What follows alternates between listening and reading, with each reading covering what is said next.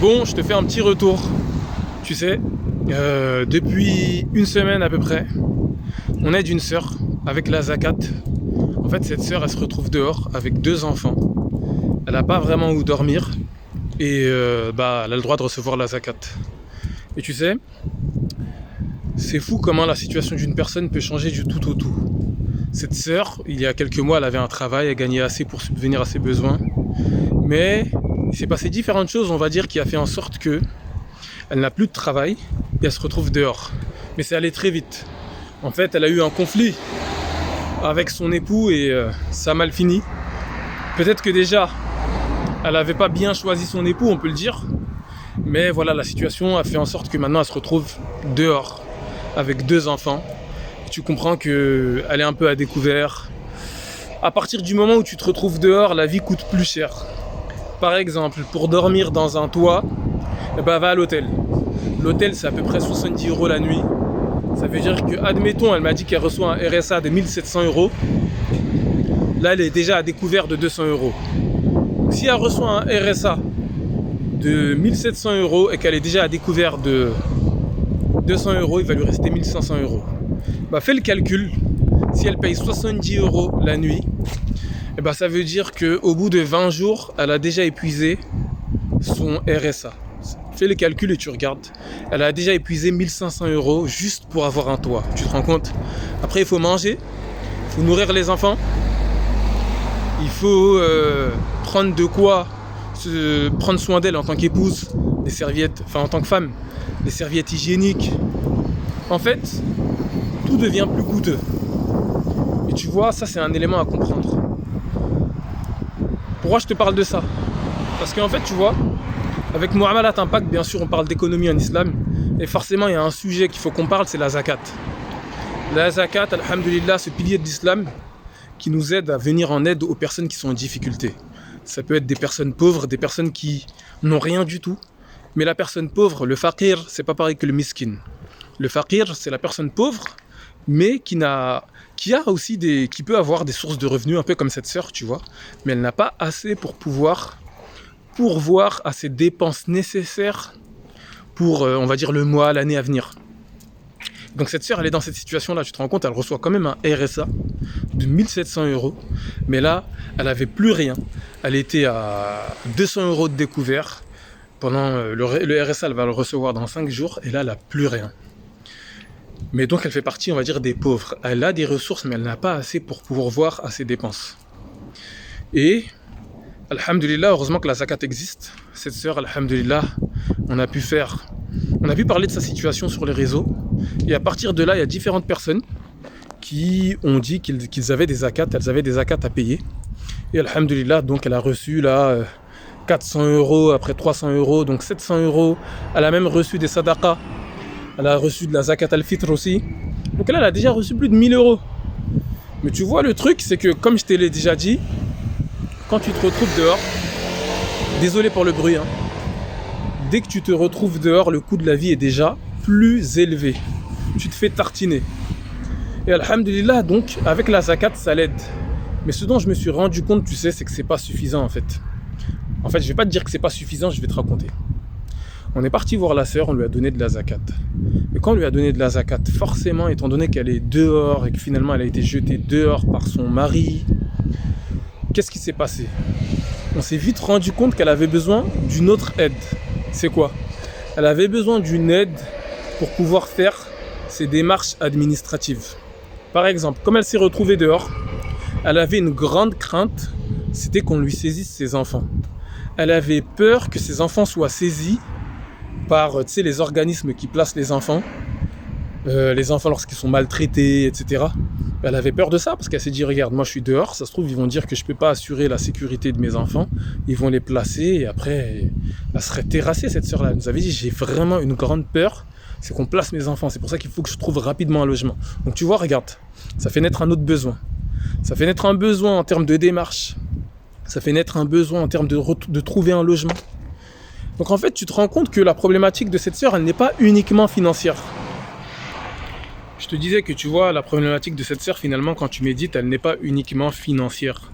En fait, elle n'a pas besoin que d'une aide monétaire. Elle a besoin d'un soutien pour faire ses démarches. Elle a même besoin d'un soutien psychologique. Parce que le soir, on lui a donné des sous. Alhamdulillah, ensuite, elle a pu payer sa nuit d'hôtel. Bah là, elle a appelé mon épouse et elle lui a dit, tu vois, justement, elle l'a appelé, elle a dit, j'ai peur qu'on place mes enfants, je fais des rêves où on place mes enfants. Donc ça veut dire quoi? Ça veut dire que désormais, elle a aussi besoin d'un soutien psychologique. D'une part, en fait, elle a besoin d'une assistante sociale, elle a besoin d'une psychologue, elle a besoin de tout un ensemble, tout un écosystème pour l'aider. Et c'est ça le point que je veux que tu comprennes. C'est qu'en réalité, parfois pour aider des personnes en difficulté qui vont recevoir la zakat, il y a à la fois une aide financière qu'elles ont besoin de recevoir, mais il y a aussi tout un écosystème, tout un ensemble d'intervenants qui vont devoir être là pour l'aider à faire ses démarches. La sœur, elle n'avait pas de permis. Elle n'a pas de permis. Enfin, elle a un permis, mais elle n'a pas de voiture. Ça veut dire quoi? Ça veut dire que pour faire ses démarches, elle prenait son bébé sur le bras et son autre enfant, elle le faisait marcher. Et elle devait aller à la mairie, elle devait aller au commissariat. Ensuite, il faut qu'elle aille faire des courses, toujours avec ses enfants, elle les porte. Et ça lui fait perdre un temps monstre. Et donc tu vois que finalement, il y a tout un écosystème dont elle a besoin de bénéficier pour être aidée. Et je te parle de cela pour que tu comprennes, en fait, je te fais un petit retour d'expérience. Parce qu'on a développé un pôle zakat au sein du réseau Muamalat Impact. Avec ce pôle zakat, en fait, l'objectif, c'est de récolter la zakat des gens et de la transmettre en local aux personnes qui ont des problèmes. Et justement, cette personne-là, tu vois, elle tombait à pic, elle a pu recevoir de la zakat. Alhamdulillah. Mais tu vois, en fait, c'est pas suffisant juste d'apporter une aide financière. Il y a tout un ensemble de choses qui vont devoir être mises en place au sein de ce pôle zakat ou à côté de ce pôle zakat pour pouvoir aider les personnes en difficulté. Tu peux voir, là, c'était une femme seule, finalement, avec des enfants. On le comprend, mais parfois, c'est même d'autres personnes, des gens qui sont à la rue. Parfois même, c'est des gens endettés. Certes, ils ont besoin de recevoir de quoi payer leurs dettes, mais peut-être qu'ils ont un problème avec la gestion financière. Donc, ils ont besoin peut-être d'avoir une aide à ce niveau-là. Donc, à partir de là, il faut qu'il y ait d'autres intervenants qui soient là pour les aider. Et je vais pas te mentir, moi, je l'ai vu. En fait, aider des personnes, ça coûte de l'argent. Juste moi, pour pouvoir aider cette sœur, j'ai dû me déplacer, aller la voir, donner du temps. Ensuite, elle va te demander, est-ce que tu peux m'accompagner chez l'assistant social parce que j'ai peur qu'on me place mes enfants, est-ce que tu peux défendre mon cas? Bref, ça demande du temps, ça peut demander des sous, ça demande tout un ensemble de choses. À partir de là, ça fait susciter une certaine réflexion. La réflexion, c'est la suivante. C'est que, je te l'ai déjà dit en fait, les personnes qui reçoivent par exemple de la zakat, elles ont besoin d'une aide beaucoup plus profonde, beaucoup plus complète que juste recevoir de l'argent. Tu sais, il suffit qu'il y ait des problèmes de drogue. La sœur là dont je te parle, en fait, je te dis pas tout, mais il y avait des problèmes de drogue. Son mari consomme des choses. Et tout ça, ça rajoute au problème, en fait. C'est pas juste un problème financier. C'est ça que je veux que tu comprennes.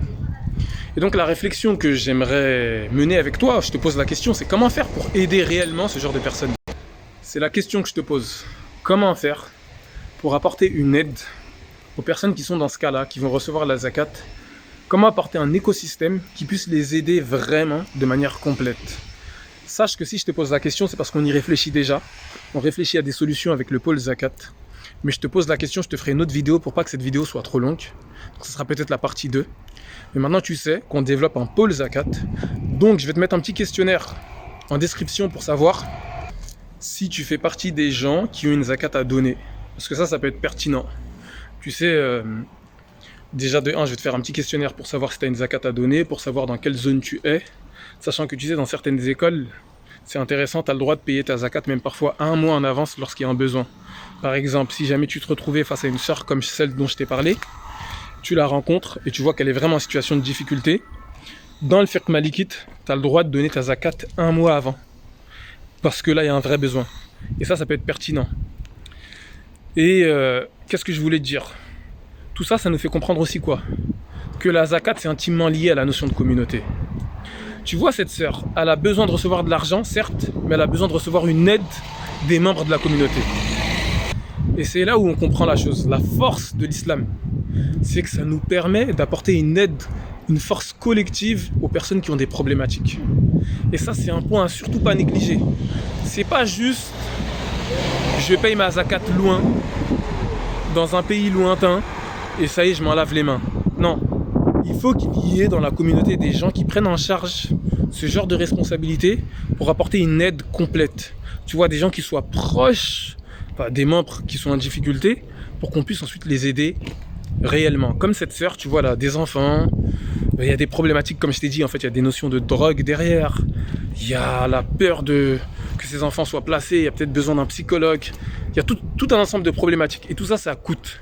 Et si je te dis que tout ça, ça coûte, c'est pourquoi? C'est parce que, tu sais, avec la zakat, on ne peut pas faire tout et n'importe quoi. La zakat, comme c'est une adoration, elle doit être transmise selon les règles précises du fiqh. Il y a 8 catégories de gens qui ont le droit de recevoir la zakat. Il y a les miskines, les fuqara, donc les très pauvres, les moins pauvres, mais qui ont des ressources, mais qui ne peuvent pas pourvoir à leurs besoins. Ensuite, il y a les personnes qui travaillent pour la zakat. Eux, ils ont le droit de recevoir la zakat, et je vais t'en parler. Il y a aussi également les personnes endettées, les gens à libérer. Tu vois, bref, il y a 8 catégories et on ne peut pas la donner n'importe comment. On n'a pas le droit de la dire de manière arbitraire, de la donner à qui on veut, comme ça, non. Il faut qu'elle fasse partie de ces catégories qui sont mentionnées dans le Coran. Et c'est important de respecter tout cela. C'est pour ça que nous, en général, on met en pratique l'école malikite. Et parfois, ça nous arrive de regarder certains avis d'autres écoles, comme l'école hanafite. On a des gens autour de nous, des gens de savoir, des gens qui étudient. Et on se réfère à ces gens-là pour payer la zakat comme il le faut. Mais tu vois, là, je t'ai mentionné un point, c'est que tu sais, même ceux qui travaillent pour la zakat ont le droit de recevoir la zakat. Et maintenant, je comprends un peu mieux pourquoi. Parce que comme je te l'ai dit, en vrai, ça demande beaucoup de ressources d'aider les personnes en difficulté. Imaginons que on envoie des personnes collecteurs de la zakat dans différents endroits de la ville pour récolter la zakat des gens et la donner aux personnes pauvres. En fait, ça va leur coûter du temps. Il faut qu'ils se transportent, donc peut-être ils vont devoir consommer de l'essence, ils vont consommer les transports. Ensuite, s'il y a des problématiques comme celles que je t'ai mentionnées, peut-être qu'il va falloir conseiller les personnes, il va falloir les amener aux intervenants adéquats. Par exemple, là, peut-être que la personne, il faut la ramener chez l'assistant social, il faut l'aider à trouver un logement. Bref, il y a tout un ensemble de choses qui parfois ne sont pas prévues. Donc toi, tu vas juste pour aider une personne à travers la zakat, tu veux juste lui donner des sous, mais après tu te retrouves dans une situation où la personne, tu vois, elle est en détresse, elle te demande de l'aide, tu sais pas comment lui dire non, tu peux pas lui dire non, mais tout ça, ça va te demander du temps. Parfois même, ça va te demander de l'argent. Et donc là, c'est beaucoup plus pertinent, on comprend, tu vois, pourquoi Allah, dans le Coran, a mentionné que parmi les gens qui ont le droit de recevoir la zakat, il y a les gens qui travaillent pour la zakat. Il y a les gens qui collectent la zakat, qui la distribuent, qui organisent la chose, qui font la gestion. Parce qu'en vérité, pour faire un travail de qualité, il faut que les gens ils aient l'esprit libre. Il ne faut pas qu'ils aient à penser à d'autres choses. Il faut qu'ils puissent être focus et concentrés sur la mission qu'ils ont. Donc moi, je voulais te mentionner ça. Je te rementionne la question, à ton avis, comment faire pour que, à travers la zakat, des personnes comme ça puissent être aidées de manière complète, sachant qu'avec la zakat, on n'a pas le droit de leur donner des sous qui vont au-delà de ce qui est prévu. Ça veut dire que moi, j'ai le droit, par exemple, de lui donner la zakat parce que c'est une personne pauvre. Mais après, comment dire ça? Imaginons qu'elle sorte de la catégorie des personnes pauvres. Je ne peux pas ensuite lui donner de la zakat pour, je sais pas moi, lui payer un psychologue. Bref, il y a des paramètres qui sont précis. Donc à ton avis, comment il faudrait qu'on fasse si on a le pôle zakat? Comment on pourrait faire pour apporter une aide complète? Moi, je vais te donner la réponse. Je vais te donner une réponse dans une autre vidéo. On réfléchit. Mais j'attends tes réponses en questionnaire. J'attends tes réponses en commentaire plutôt. Et je vais te mettre un petit questionnaire pour savoir si tu fais partie des gens qui ont une zakat à payer, dans quelle zone tu es, si tu as des interrogations par rapport à la zakat. Et alhamdulillah, on poursuit notre discussion. Attends la prochaine vidéo. Je te dis assalamu alaikum.